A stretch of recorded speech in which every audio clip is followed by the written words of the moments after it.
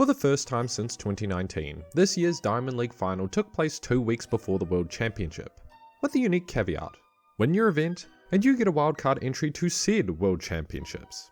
Of course, for the large majority of athletes, this doesn't really matter. If you're good enough to win the Diamond League final, there's a 99% chance you've already qualified. But that's just it. What about the 1%?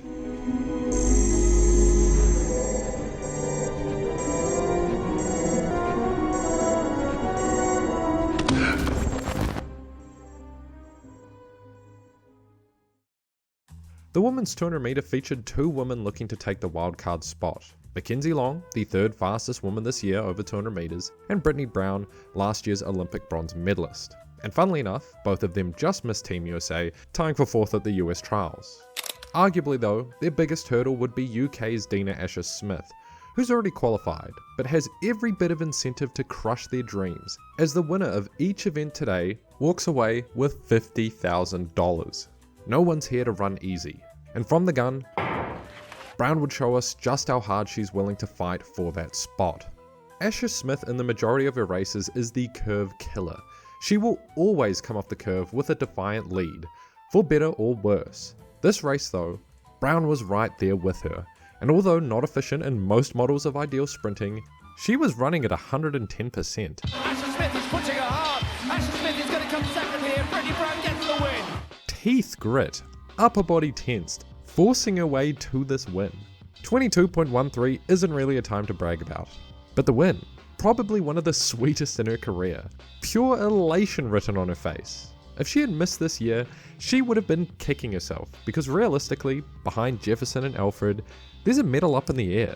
Jackson and Thomas haven't been in form, top Americans like Ford, Davis and Long aren't going to be there. Brown went from missing the team to a serious medal threat. Are not going to Dubai.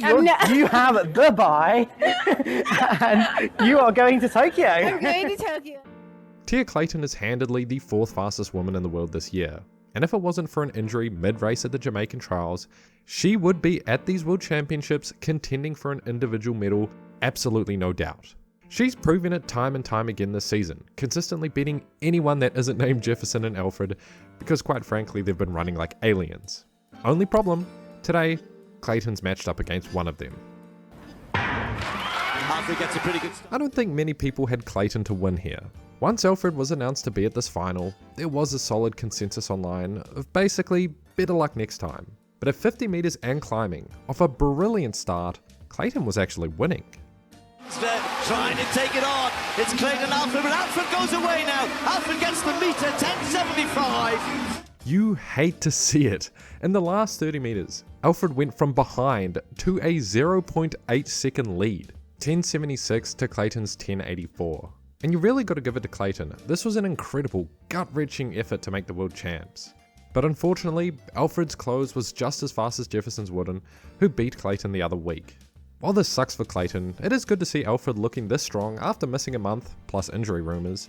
And it's also been crazy to see Alfred, the 2nd fastest 60 meter sprinter in history, getting her start exposed, first by Jefferson and now Clayton this race. Ironic too, considering Alfred is built like a tank while Jefferson is built slim. But from here on, those looking for wildcard spots wouldn't be given the same courtesy of a close race. Yared Nuguse, bronze medalist at Paris, devastating 5th at USA's, built up to this opportunity by running a class tactical race for 3rd in Brussels last week against this very same field. But it just seems this year he just never really found that Paris speed again. Because when the pace got tough today, he crumpled like a piece of paper. His chances at a world champs fading both physically and metaphorically. Again, Nuguse has gone. That's it. Tokyo is gone. LaRosse has done it again. Brilliant in Brussels on Friday. Even better in Zurich. There's a lot to be said about Lyles taking his 3rd massive win this year against Coach and Habs, guys who have run 3:27, and in near identical fashion each time, closing like a damn freight train, finishing his final 100 meters in 12.5 seconds. But I'll leave the breakdown to Adam. In short, the dude's 20 years old, and without a medalist in Nuguse and Ingebrigtsen being unable to properly prepare this season, he's worked his way in as probably the gold medal favourite. And in fact, over the 1500 meters this year, he's undefeated. Sharing a similar fate to Nuguse was Josh Hoey. Hoey is the 2nd fastest man over 800 meters this year. He beat this exact field in the Thundering Rain a week ago to a stunning time of 1:42, and if it wasn't for the greatest athletic performance by a 16-year-old ever, he would be on Team USA. But today, with all the cards on the table, yeah, it just wasn't his day, was it? From the start he didn't look in it, he did have a glimpse on the back straight, but then he got dropped hard as Wanyonyi took another impossible win. Pushing the Olympic champion, Wanyonyi Bergen, who's going to get the line? It might be Wanyonyi just hanging on! Considering this is his first season at this elite of a level, it was damn good all things considered. But I just can't believe how often Wanyonyi will win these types of races. Yes, he's front run a lot this season and won.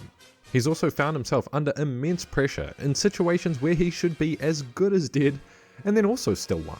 It's baffling how many of these guys who run 142 are interchangeable, yet Wanyonyi still wins 90% of the time. He's kind of the 800 meter version of Noah Lyles, if Lyles could win a mid-season race. Kendra Harrison and Tonea Marshall came 4th and 5th at this year's US trials. Harrison is an ex-world record holder, now the 4th fastest ever, while Marshall isn't too shabby herself and is the 4th fastest woman in the world this year. But considering Visser has been in inhuman form lately, it was going to be a hard-fought win for that wildcard spot. But of course, this being the women's 100 hurdles, it didn't even go close to as expected. The three aforementioned women all finished in the bottom half of the field, while Nugent walks away with a convincing win and a 50k prize purse. Take it 12:29. That is sensational. Really just hitting a level no one else in the field could replicate after hurdle 6. Nugent's time of 12:30 this race is almost laughable compared to the stuff we've seen this year. It only makes her the 7th fastest woman in 2025. But that time is bloody blazing. Yeah, that time would make her the 7th fastest this year, but it would also make her the 15th fastest of all time. What is going on in this event? So far, the odds of an athlete who isn't going to the World Champs gets the wildcard spot has been almost impossible. But what if someone else could win it for you? Well, in the men's 400 meter, we saw that loophole play out exactly. Vernon Norwood, veteran even among the old heads, was looking for his wildcard spot after a 4th place finish at the US trials. And in this final, his toughest competitors would also be his greatest allies, Patterson and Bailey, also from the US, who came 1st and 2nd at the US Champs. So yeah, he fought hard this race, ran his 2nd fastest race all season, and took out some tough customers. But he came 3rd. But there he goes again, clear daylight, let's keep an eye on the clock. But because Ja'Cory Patterson won, with a spectacular PB of 43.85, he gets a world champ spot via proxy. Of the 10 athletes looking for a world championship spot through the wildcard system, only 2 would make it. One via winning their way through, and the other cheesing it a little. And I kind of actually like the system. I hope they keep it for the next coming years. Now, how do I break down the rest of this in 800 words or less? Okay, no joke, this was the competition of the meet. In the last 25 years, we've only seen a handful of competitions where 4 women go over 2 meters. Even more incredibly, they did it with a field of 6 athletes, and Russians are banned right now. At 2 meters, Lake, Levchenko, Mahuchikh and Olsyslagers would all go clear. One for a national record in their first time ever, another finding form after struggling for a literal 6 years. But 2 of them, as a routine height, showcasing just what type of demonic form they're in. 2.02 meters, Lake and Levchenko would kneel to the height. Although I do gotta say, Levchenko actually getting really close to his 6-year-old PB. Oh, just with the back of her legs. But again, in the background, Olsyslagers and Mahuchikh looked unusually good over this height. And at 204, it gets spicy. Olsyslagers stares down a height she's never gone over. This is both PB and oceanic record territory. And first attempt, 204. Oh yes! Flawless jump that has aired a spear. So Mahuchikh, with those 202 misses on her mind, skips. If she wants to win, she can't waste valuable energy here. So at 206, they'd have to trade their final blows. First attempt, Olsyslagers goes up, but just missing the depth to scrape over, while Mahuchikh slices it off with her butt. Second attempt is forgettable for Olsyslagers. On the other hand, Mahuchikh is looking for that next gear. Intense speed on the runway we haven't seen all year. Attempt at 206. Barely tickling it off. slightly pressing the bar, and a mistimed flick to finish it off, clearly putting speed equals height into effect, but realizes she needs more and she moves her marker back a foot. And now, their final attempts, yeah, they don't make it. Mahuchikh would give a slightly worse version of his second attempt. No. But Olsyslagers probably gave her best effort right here, leaning so far back at takeoff, stopping near all horizontal speed in exchange for vertical height, which leads to a jump that looks like she stalls over the bar. A big win for Olsyslagers, 50k in the purse, and Mahuchikh's second title loss of the year. You know, I still stand by what I said about Mahuchikh in this video after World Indoors. In championship settings, even minor ones like this, Mahuchikh doesn't jump big. And as if I need to remind you, she is the world record holder. She's a 210 jumper. That's 6 centimeters higher than anyone else in this current era. No other athlete of this caliber would get a pass. In her 2 world championship titles, 2023 and 2024, she only cleared 2 meters and 201. And in fact, since 2021, she hasn't gone over 2.02 meters at a global championship. It's difficult to call her a choker, because at the end of the day, she still won the last 2 outdoor global championships. But when Olsyslagers, who's in all-time form, beats her in Tokyo, don't call it an upset. So 2 videos ago, I made fun of the Paulino vs Naser rivalry. And then straight after, Naser ran like cheeks in Lausanne, albeit in the pouring rain, coming 5th with an embarrassing time and a death midway through the race. Then, in the Diamond League final, it happens. The 1 in 10 scenario where Naser goes out hard, exceptionally so, overtaking Whitaker, a 49-second runner on her outside by 100 meters, gapping Paulino in the process, and she not only holds on, but accelerates all the way through the finish. What a run from Naser, and finally gets a big win.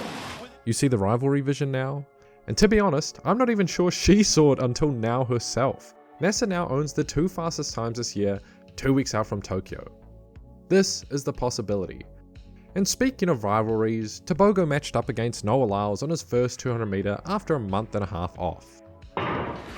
Tebogo gets off to a rocket start, the fastest in the field visually and by the splits, but as per usual, Lyles wins at the line when he's racing anyone that isn't Jamaican. He's gonna get it on the line, Lyles! 19.72 seconds, that's too old to Lyles this season.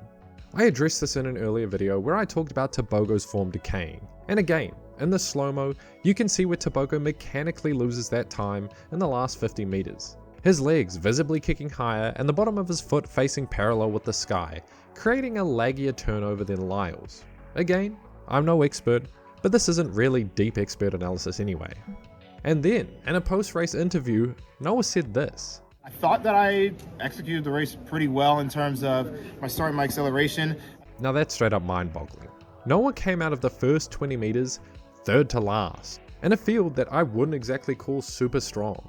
At the 20 meter mark, he was only beating Agando and Fanbele, who, come on, does he even really count? The 100 meter might already be sold to the Jamaicans at this point. And as the final mentions, Tinch, 110 hurdles, 12.92. Running him in lane 3, but Tinch coming through now getting into his rhythm, got his technique going in the latter stages. Tinch gets it easily. Basically from the gun it was already over. Only 3 men have run sub 13 this year, and he's beat both of them in back-to-back head-to-heads. Kwao-Matthey in Lausanne, and Muratake in dead last right here.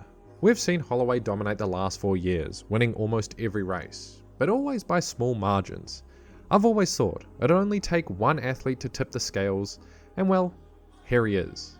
And as the evidence, 12.92 would have topped 3 of the 4 years Holloway became world champion. And you might already be thinking it, 12.92 is Tinch's second fastest time this year. Yeah, the hurdles are volatile, you gotta be in form and technically sound to win, but he's at least got half that equation down already. And that's the breakdown this week. There were a couple throws and field events I would have loved to mention, but finishing up the script, I cut 4 events.